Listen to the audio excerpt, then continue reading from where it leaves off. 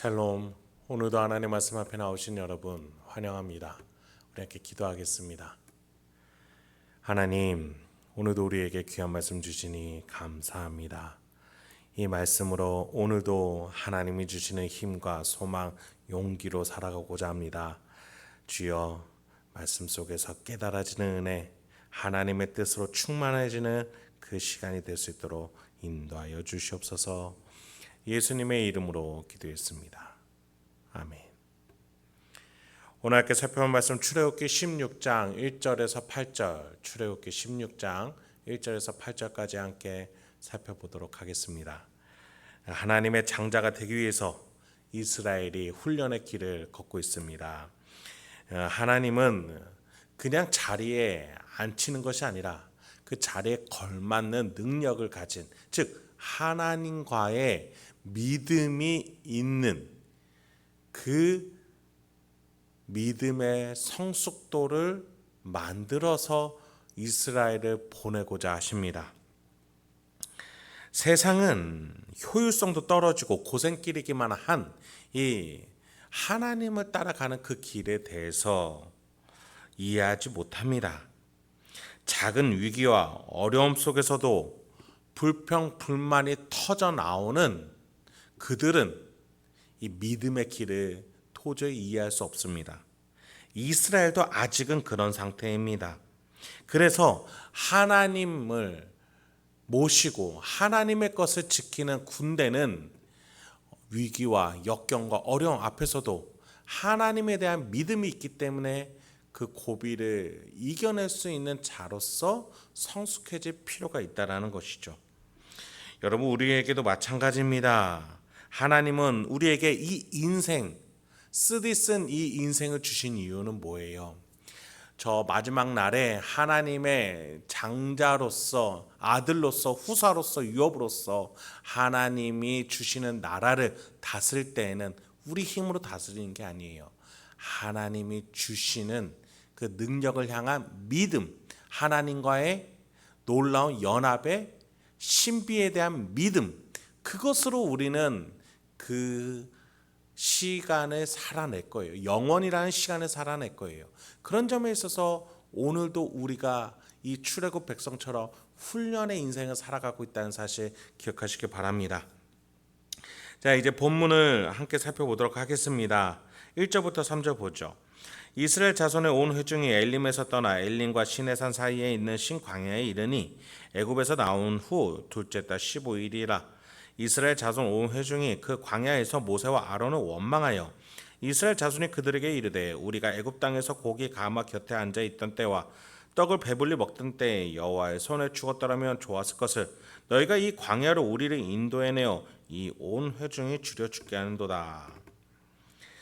자, 출애굽한 지 2달 하고도 보름이 지났어요. 아직 정착지를 찾지 못한 모양입니다.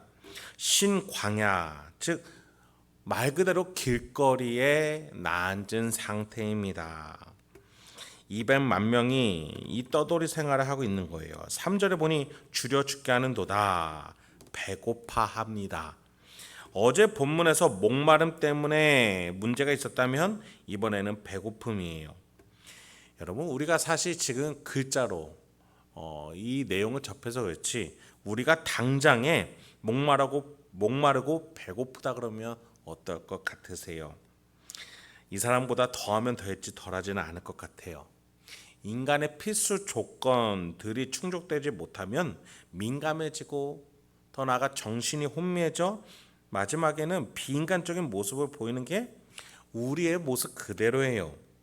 지금 이스라엘 모습은 우리의 상태를 또 우리의 상황을 대변해주고 반영해주고 있는 것이에요.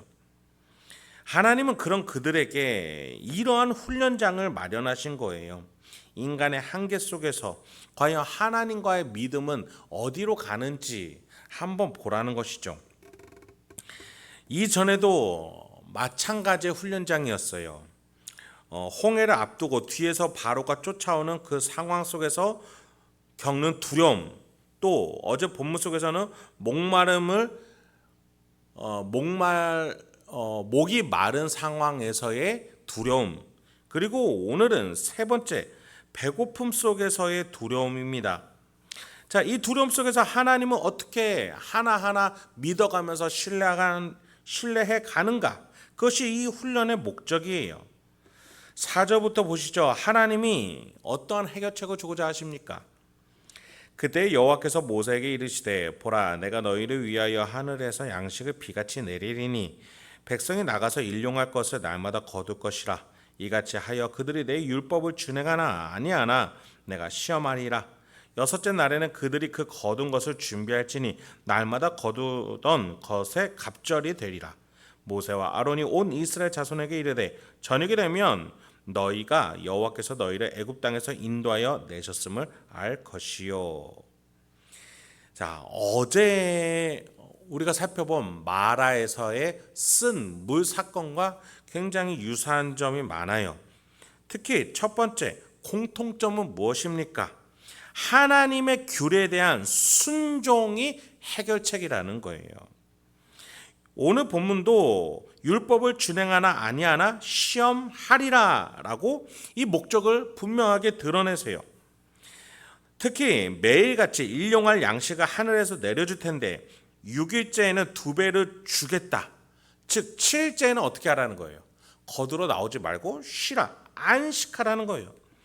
그 마라 쓴 물을 건너가서 엘림이라는 장소에서 12샘물과 70그루의 나무에서 정착하며 텐트를 쳤던 그들의 안식을 오늘 본문에서는 노동하지 않아도 7일째에는 먹을 것이 그대로 유지되는 그 안식을 말씀해 주고 계세요. 자, 홍해를 건널 때는 어떤 안식이었어요?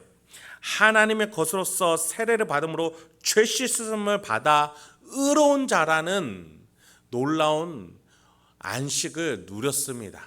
자, 이렇게 하나님께서는 홍해 때에도 또 목마를 때에도 또 배고플 때에도 하나님의 방법으로 하나님의 말씀을 진행함으로써 우리가 안식을 누릴 수 있도록 행복할 수 있도록 이 땅이 줄 수 없는 행복을 하나님만이 주실 수 있는 행복을 누릴 수 있도록 인도해 오셨어요. 네, 이것이 하나님의 목적입니다. 하나님이 우리를 사랑하신다라는 것이에요. 전제 조건 딱 하나만 있다라는 것이에요. 뭡니까? 하나님 말씀에 순종하라. 하나님을 믿고 따라오라는 거예요.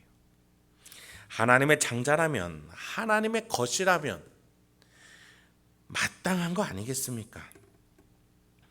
부모 자식 간에 자식이 부모를 부모로 여긴다면 부모의 말을 따라올 때에 그 부모 안에서 살아갈 수 있는 게 마땅한 거 아니겠습니까? 마찬가지로 우리는 여러 가지 조직에서 사장과 직원 간의 관계, 또 선생과 제자의 관계 속에서 믿고 따른다는 것이 무엇인지 우리는 너무나 잘 알고 있어요. 그렇다면 이 신앙관계 속에서, 이 교회 속에서 우리는 하나님의 말씀을 따르는 것.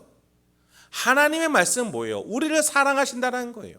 그 궁극지점에서 신약시대에 우리에게 주어진 하나님의 말씀, 하나님 규례는 뭐예요? 내가 너희를 이처럼 사랑해서 독생자 아들을 주었다. 더 나아가서 성령 하나님이 우리에게 임하셨다는 거예요. 하나님이 우리와 함께 계신다는 그 규례, 그것을 우리가 지킬 때에 우리는 오늘과 본문과 같이 일용할 양식을, 어제 본문과 같이 영원히 목마르지 아니함을, 또 홍해 사건과 같이 죄 씻음을 받아 의인이 될 수 있다는 사실을 성경은 내내 가르쳐주고 있는 거예요. 본문으로 다시 돌아갑니다. 그런데 7절에서 모세는 이런 경고를 줘요. 아침에는 너희가 여호와의 영광을 보리니 이는 여호와께서 너희가 자기를 향하여 원망함을 들으셨습니다. 우리가 누구이기에 너희가 우리에게 대하여 원망하느냐? 모세가 또 이르되 여호와께서 저녁에는 너희에게 고기를 주어 먹이시고 아침에는 떡으로 배불리시리니 이는 여호와께서 자기를 향하여 너희가 원망하는 그 말을 들으셨습니다. 우리가 누구냐? 너희의 원망은 우리를 향하여 함이 아니요 여호와를 향하여 함이로다. 모세가 말합니다. 내일 아침이 되면 하나님이 크게 역사하시는 것을 보게 될 거야. 하나님의 영광이다. 200만 명이 있어요. 그 속에서 여러분 잘 아시는 바와 같이 만나가 내려지죠. 그러면 그 광경이 어떻겠어요? 하늘에서 별이 내리는 것과 같을 거예요. 자, 그렇게 어마어마한 놀라운 역사를 보며 하나님이 입히시고 우리를 먹이시는구나, 하나님의 놀라움을 목격하겠죠. 그런데 이 역사의 시작점이 무엇이었는지 모세는 경고하는 거예요. 원망.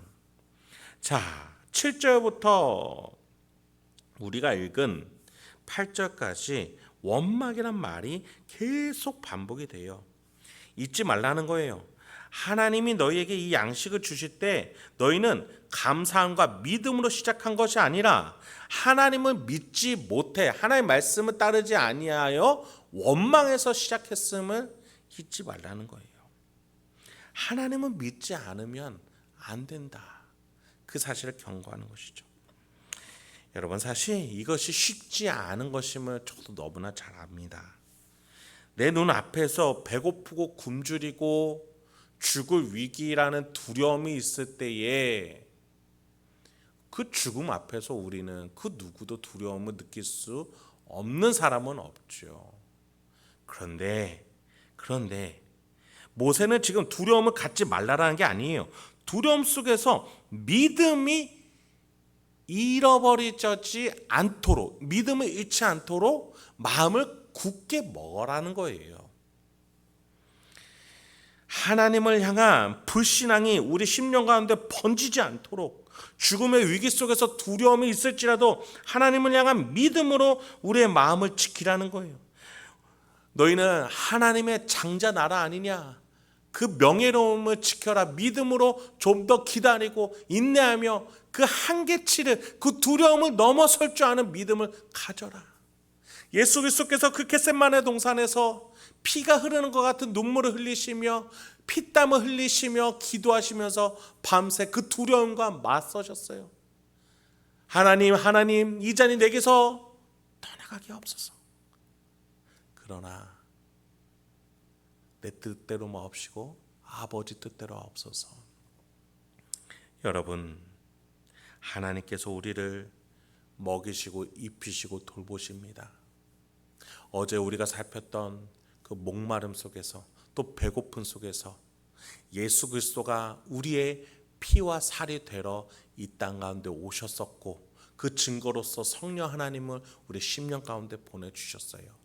오늘도 우리가 가져야 할 단 한 가지의 규례, 하나님이 날 사랑해, 성령이 내 안에 계시는구나, 그 성령 하나님과 동행하십시오. 교제하십시오. 말씀이 깨달아지도록 모든 것을 가르치시겠다고, 기억나게 하시겠다고 약속하신 그 성령 하나님을 찾으십시오. 그 성령 하나님께서 내가 할 수 없는 일들을 내 안에서 착하고 선한 일을 이뤄낼 것입니다. 오늘도 그렇게 예수가 보내신 성령 하나님과 동행하며 성부 하나님께서 마련해 놓으신 이 구속의 길을 하나하나 걸어나가며 여러분의 가정과 직장 일상을 변화시켜 나가는, 하나님의 나라로 확장해 나가는 저 여러분이 되길 소망합니다.